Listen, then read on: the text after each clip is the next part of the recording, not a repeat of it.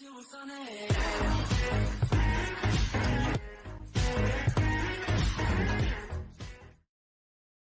guys, it's Imaginati, and today I've got 5 spooky Halloween crafts to show you how to make. So the first craft is a jack-o'-lantern, and for this all you will need is an A4 or preferably A3 sheet of orange card or paper. I'm using sugar paper, black tissue paper, scissors and glue. First, split the orange paper into 6 equal sections.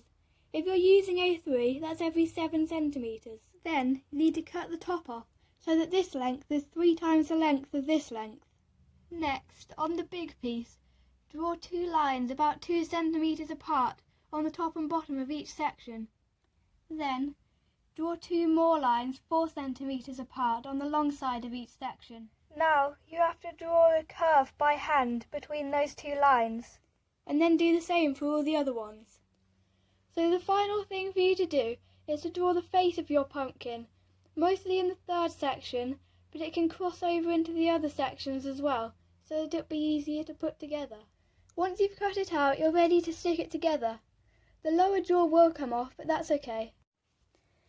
So what you do is you get a tiny bit of sellotape and you just stick it together like this. With just a few more pieces of sellotape, this piece is done. So just repeat that with all the other pieces. So once you've finished, this is what it should look like. And you can put a candle in it in a glass jar, or maybe just a fake candle that's just a light up one. And trust me, once you've got the candle lighting it up and it's in the dark, then you won't be able to see the sellotape. So the second craft is a spider's web and spider. And the only thing you'll need for the web is some black wool or string and some sellotape. You'll need 3 pieces of wool. Just sellotape the first one in a straight line and make it quite tight at both ends. Then take the second piece and you have to wrap it round the middle as you cross over to secure it in place, and then sellotape the other end here. Then repeat it with the 3rd piece. Then get your ball of wool or string and tie one end about here. Then you make the wool go round in circles, getting further away from the centre each time, and weaving in and out of every bit of wool. So I've weaved it all, now to tie it off. So you can use the sellotape on the end to stick it anywhere you like, and it also looks especially good with a spider in the middle. One is a skeleton, and you will need a sheet with all the body parts on. You can have any design you want because we'll be making our own. Some red card, some split pins and some red crayons. First of all, cut all the body parts out, so then poke the holes through using split pins. So these all now have holes in, and if you don't like the design, you can turn them over and draw your own design on the back, but just remember that right will be left and left will be right. But the only thing I'm going to change is when I cut it out, I'm going to do holes in between the rib cage, which will make it more effective when we do the heart.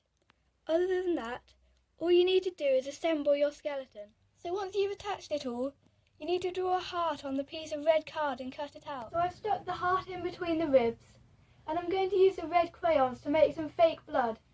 But the final thing I'll be making also uses fake blood, so I'll be showing you how to make that at the end. This one's probably the simplest one of all, and it's a ghost. You will need a lamp, a plastic bowl with a lid that roughly fits the top, and some white tissue paper. So I think you can see where I'm going with this. You put the bowl on top of the lamp and then just cover it with tissue paper. You can do more than one layer if you want. When you turn the light on, it looks a lot like a ghost. It just needs some eyes. So there we go.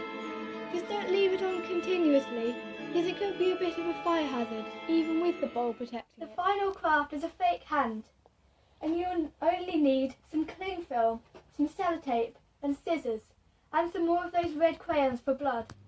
First, cut out a square of cling film, then put your hand on it like this, and use your other hand to wrap it around.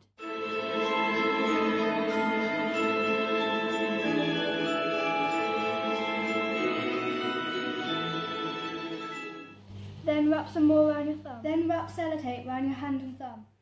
So that will make it stiff and keep its shape. After that, you need to cut it off.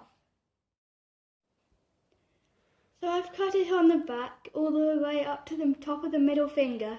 Now we just need to sellotape it back together. So here's the fake hand. All that's left to do is to add some fake blood to this and the skeleton we made earlier. So what you need to do is get some red crayons and take the paper off the outside. Then use a pencil sharpener to get some little shavings off into a ramekin.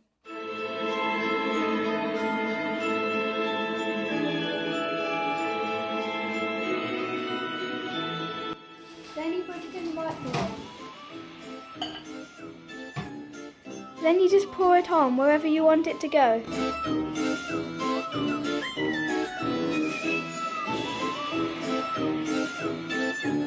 And the same with the hand.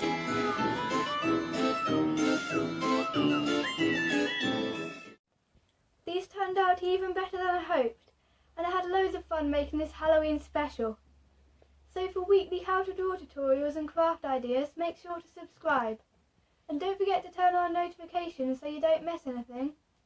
See you next week. Bye!